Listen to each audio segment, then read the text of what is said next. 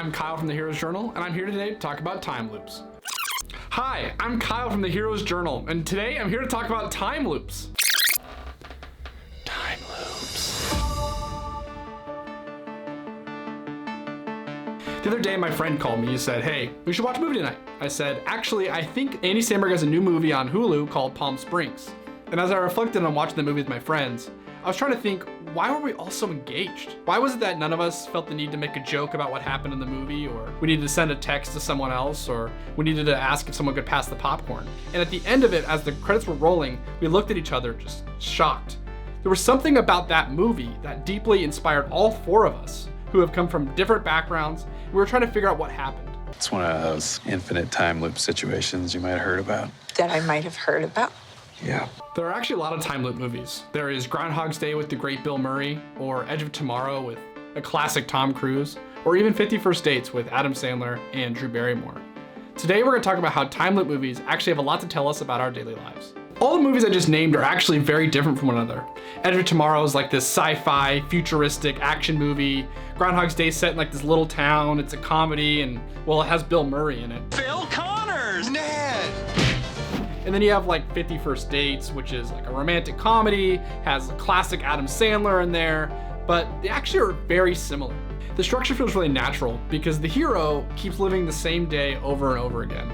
And it kind of reflects the same monotony that we have in our own lives.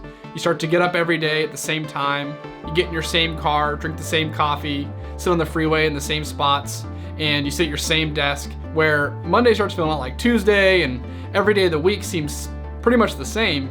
And only way we can really reconcile that is by living for the weekend and thinking about all the great things that happen when you break this monotony.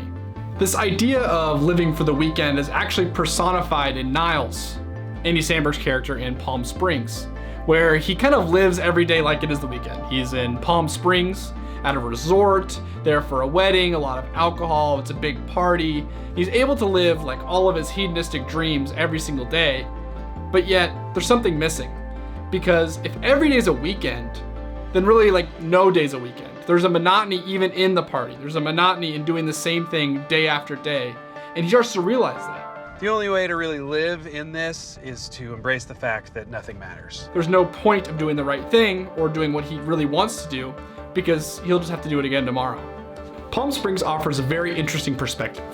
You have two characters who are stuck in the same time loop. You have Niles, who's comfortable staying in the monotony of living in paradise every single day. And you have Sarah, Christian Melodi's character, who is able to live in the moment for a little while, but has a goal.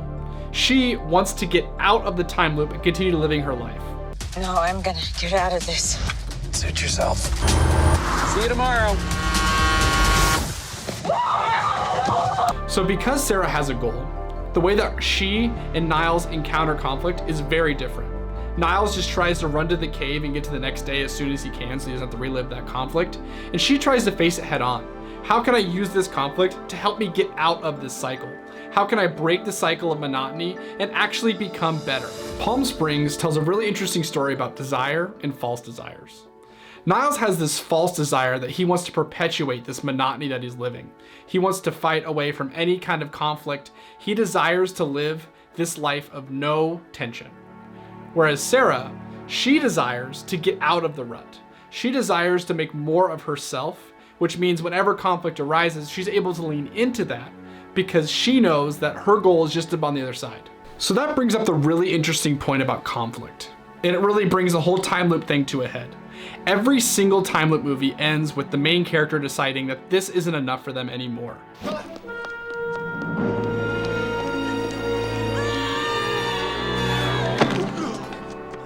What do you say? What do you say? You little brat? You have never thanked me. I'll see you tomorrow. Maybe. They decide that they have to change what they do. They have to lean into the major conflict of the story in order to break out of the cycle that they're living. This idea is actually really pertinent in life because there's two different types of ways to interpret conflict. You can run away from it and dread it. That's the type of conflict that you don't really have a goal. You have nothing you're working towards. But when you do have a goal, conflict offers you an opportunity to overcome something, to grow, and to feel progress towards something meaningful in your life, something that you feel like will help you move forward and actually progress in a way that you think is valuable. So in other words, conflict when you're in a rut just perpetuates the cycle. You can just go back to sleep like Niles did. But conflict when you have a goal actually provides meaning for your life. So even though life is very different than a time loop movie, because you're gonna go to sleep and it's gonna be tomorrow, Mondays are gonna turn into Tuesdays and the weekends are going to come. But that doesn't change the fact that if you avoid conflict, it's going to catch up to you at some point. You could avoid it for a day, a week, years even. But at some point, that conflict is gonna arise and you're going to have to overcome it. So how do we do that? How are we able to make that mountain a molehill?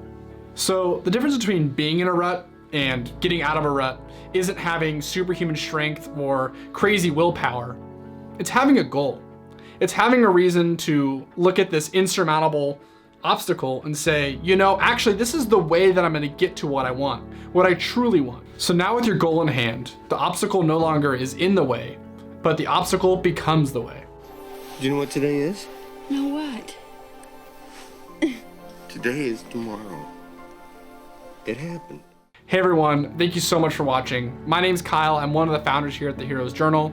If you are trying to get out of a rut and you want some more information, you can go visit theheroesjournal.co. The link is right here, or it's also in the description.